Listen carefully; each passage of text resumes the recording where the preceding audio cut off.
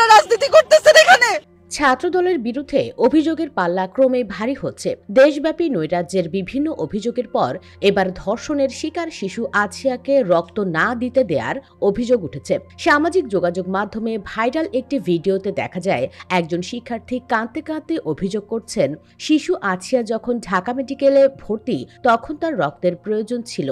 আমি রক্ত দিতে চাইলে আমাকে রক্ত দিতে দেওয়া হয়নি। এই নারী অভিযোগ করেন তিনি নাকি জানতে পেরেছেন যারা তাকে রক্ত দিতে দেয়নি তারা আসলে ঢাকা বিশ্ববিদ্যালয়ের ফজলুল হক মুসলিম হলের ছাত্রদলের একনিষ্ঠ কর্মী।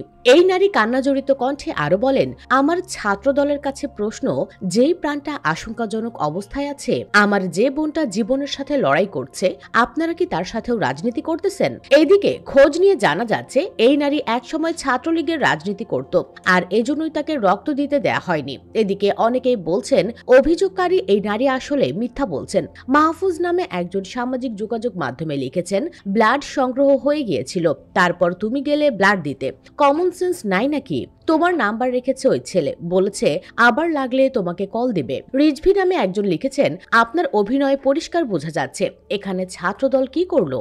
আপনি আসলে একজন আওয়ামী দালাল। বিএনপি কিংবা ছাত্রদলের বিরুদ্ধে অপবাদ দিয়ে ভাইরাল হওয়াই আপনার লক্ষ্য। সুস্পষ্ট বলবেন কি ছাত্রদল এখানে কি করেছে? আপনার অভিনয় সুস্পষ্ট কিছু বোঝা যাচ্ছে।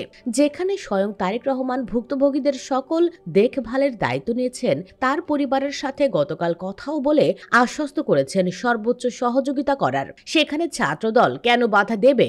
উল্লেখ্য, মাগুরায় নির্যাতনের শিকার শিশুটির শারীরিক অবস্থা আরও অবনতি হওয়ায় তাকে রাজধানীর সম্মিলিত সামরিক হাসপাতালে স্থানান্তর করা হয়েছে। 4 দিনেও জ্ঞান ফেরেনি শিশুটির, কৃত্রিম উপায়ে চলছে শ্বাস প্রশ্বাস। 8 বছরের শিশুটির চিকিৎসার খোঁজ নিতে ঢাকার সম্মিলিত সামরিক হাসপাতালে গেছেন স্বরাষ্ট্র উপদেষ্টা লেফটেন্যান্ট জেনারেল অবসরপ্রাপ্ত মোহাম্মদ জাহাঙ্গীর আলম চৌধুরী। সুপ্রিয় দর্শক, এই ঘটনায় ছাত্রদল জড়িত থাকুক আর না থাকুক, সব দ্বন্দ্ব ভেদাভেদ ভুলে আসুন আমরা শিশু আছিয়ার জন্য দোয়া করি, আল্লাহ যেন তাকে সুস্থতা দান করেন। আমিন। আপনিও কমেন্ট বক্সে একবার হলেও আমিন লিখুন। ভিডিও ভালো লাগলে লাইক দিন এবং শেয়ার করে সবাইকে জানার সুযোগ করে দিন। চ্যানেলটি এখনো সাবস্ক্রাইব না করে থাকলে সাবস্ক্রাইব করুন।